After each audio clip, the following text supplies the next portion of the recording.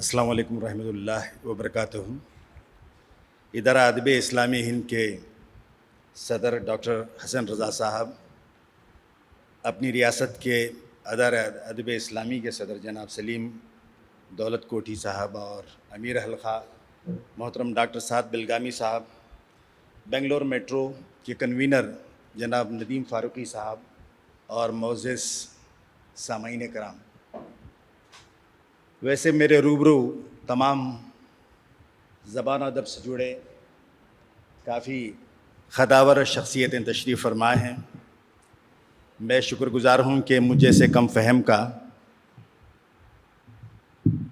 بڑے ہی اعلیٰ ظرفی کے ساتھ ہمارے دیرینہ رفیق اور کہنہ مشق قلمکار فیاض قریشی صاحب نے میرا تعارف فرمایا۔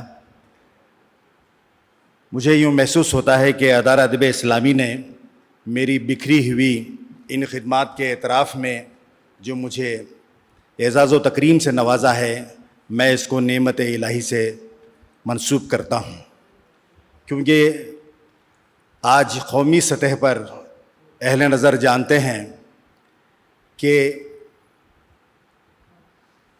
جو صاحب قلم ہیں ان کی تخلیقات کا خاطر خواہ وہ اعتراف نہیں ہوتا جس کے وہ مستحق ہوتے ہیں، اور ویسے بھی اپنے معاشرے میں لینگویج، لٹریچر، کلچر اور جو ہماری لیگیسی وراثت جسے ہم کہتے ہیں، یہ سب آج کل پیچھے کی سیٹ پر جا بیٹھی ہیں، یعنی بیک سیٹ پہ ہمارے پاس وہ چیزیں ہیں۔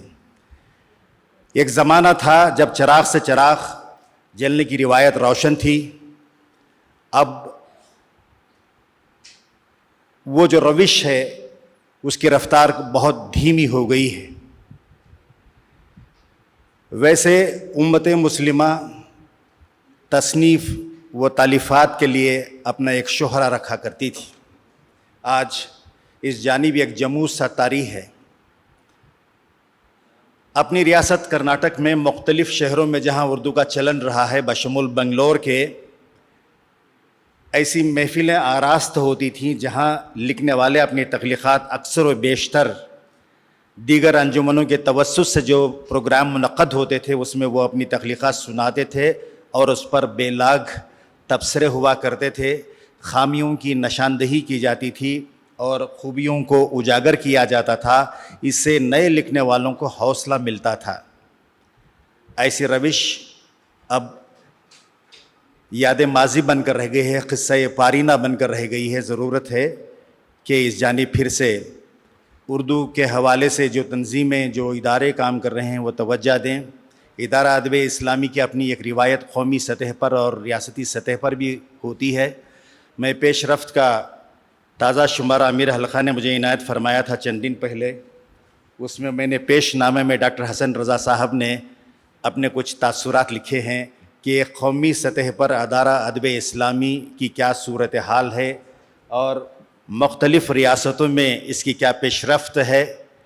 انہوں نے مہاراشٹرا میں جو متحرک طور پر ادارہ ادب اسلامی کی خدمات ہیں اس کو اجاگر کرتے ہوئے انہوں نے دو تین الگ الگ باتوں پر ہماری توجہ دلوائی ہے۔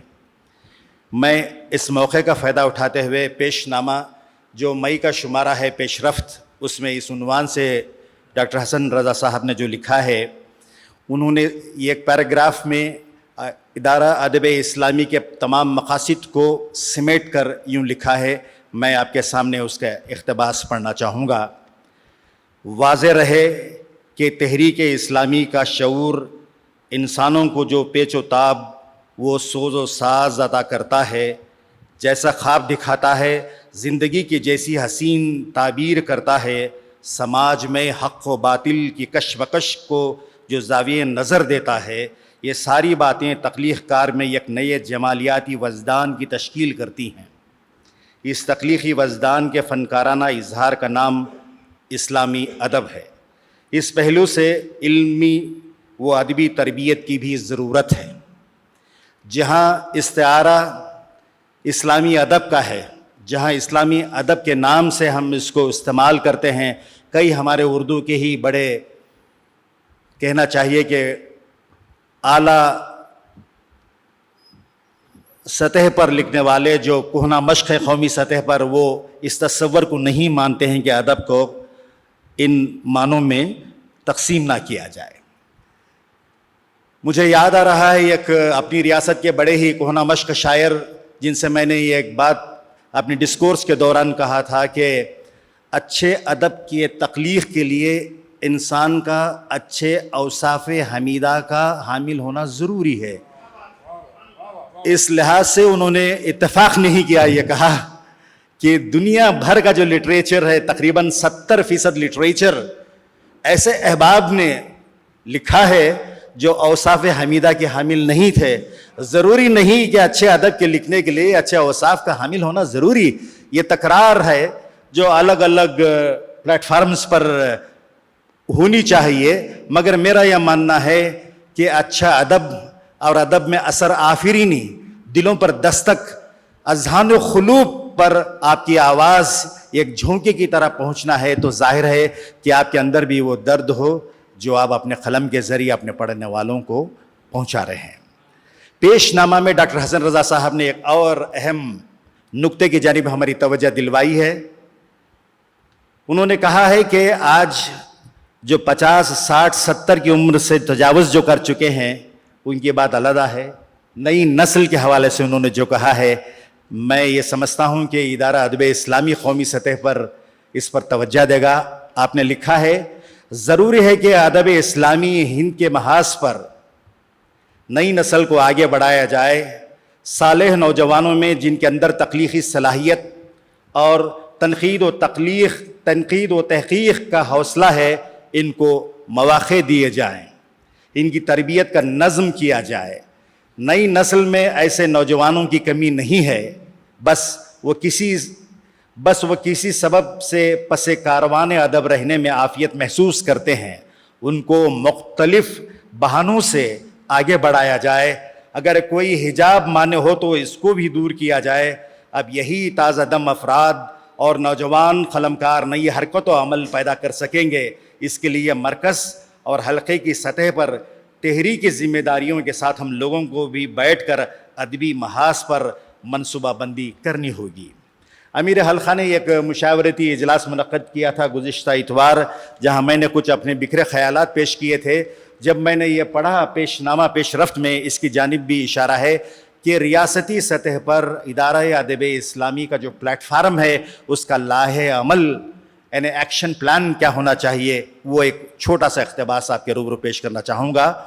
ڈاکٹر حسن رضا صاحب لکھتے ہیں کہ ملک کے موجودہ سخت حالات میں اردو ادب کے ساتھ علاقائی زبانوں میں، بالخصوص ہندی، بنگلہ اور جنوبی ہند کی زبانوں میں ادب کی سطح پر عام فنکار سے قلمی اور تخلیقی رابطہ اور عام خاری سے بامانی ادبی مکالمے کی ضرورت ہے۔ یاد رہے، علاقائی زبانوں میں صرف اسلامی لٹریچر کا ترجمہ کر دینا کافی نہیں ہے۔ توحید و رسالت اور آخرت کے رخ زیبا پر تعصب، ہٹ دھرمی کا جو پردہ اور تاریخ کا گرد و غبار پڑ گیا ہے، وہ صرف ترجمے سے نہیں ہو سکے گا۔ اس کے لیے حسین و جمیل، اس کے لیے حسن و عمل کو ادب، شاعری اور فکشن ہی نکھار کر آنکھوں کے لیے ٹھنڈک بنا سکتا ہے۔ حاضرین، میں بہت شکر گزار ہوں شہنشین پر تشریف فرما برگزیدہ احباب کا اور سب کا کہ آپ کی خوبصورت بصارتوں، آپ کی خوبصورت سماعتوں کے حوالے جو میں نے اپنے بکھرے خیالات پیش کیے، آپ نے سنا۔ بہت بہت شکریہ۔